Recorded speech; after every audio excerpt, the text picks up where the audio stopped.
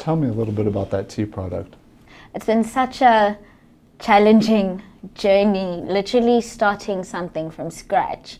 I literally took my time with it. And I took my time because I don't think we need another tea product.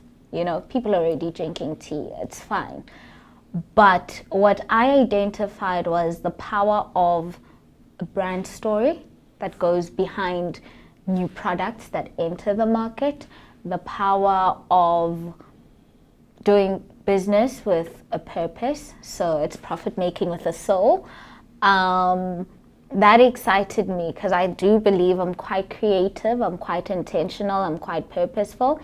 And so even with naming the tea Taste of Legends, I think a lot of my journey was influenced by some of the most successful women in South Africa.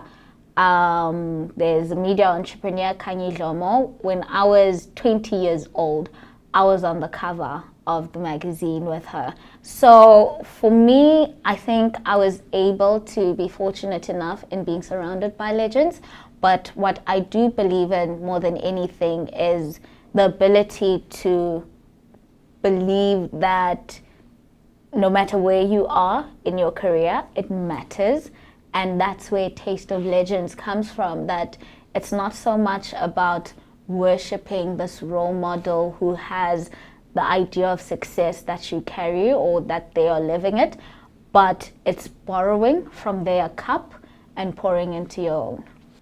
When we talk about this notion of bringing women together around, a cup of tea, yes, it's a business for you.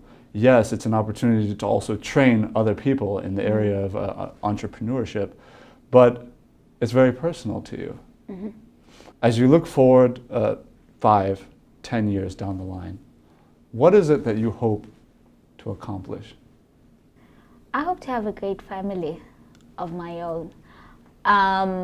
This is actually on my Twitter page. So with Twitter now, you're able to pin a certain tweet that people who either visit your page or follow you, once they land on your page, it's the first tweet that they'll always see.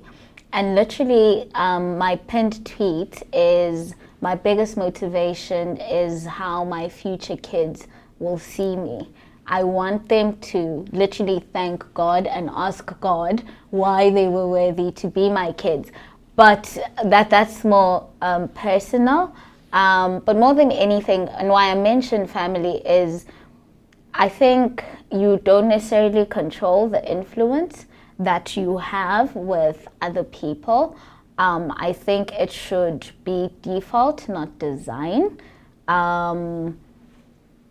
But family literally becomes that lasting legacy. I think I've experienced a lot of young people who think that their idea of success is very monetary, and the idea of success is always around something that is outside of them.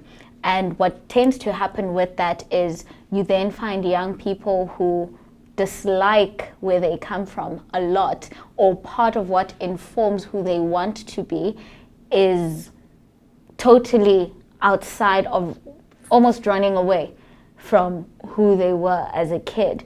And so for me, it was really a process of self-reflecting of what is it about my childhood. Sure, it may not have come with as much money as other people, but what is it about my childhood do I carry that could literally be my own personal story that will benefit my future? And for now, it could change, but for now, it was that experience that I shared around tea. And so if it can affect other women to live their very best lives, so I'm always a pioneer of living your best life, whatever that best life is. So if I can if it goes beyond women and it transcends gender, transcends race, I think I would have done very well. I actually have to ask you one more question because this is just too good. The last question I have to ask you is about leadership. What does leadership mean to you, and how do you, as an individual, given your background and given the kind of socio-political context in which you grew up, what is leadership and how do you define it? You know, actually, I think given the fellowship experience and how with our year at our summit, we had President Obama speak there. And I remember walking to the White House and reflecting around this idea of leadership. I think oftentimes we get it wrong by associating doing good work with being a leader. I think anyone can do great work, but for me, I have found that leadership is a calling, and it's often one which leaves you with the window of wanting to say no, because it comes with so much work when you get to find out the things that you know. I mean, you look at political spaces, business spaces, especially once your power increases, there's certain things that you know that the people you are leading and empowering, they don't know, they can't know about it. And to exist in that space that literally goes outside of yourself, for me, I was able to say that leadership isn't just about doing good, but leadership is equally a way of being interested in things you're not interested in for the empowerment and betterment of other people outside yourself. Bongi, I wish you all the very best, not just in your professional and leadership endeavors, but also in your personal endeavors with the development of your family over time. Thank you. Thank you so much. You're very welcome. Thank you.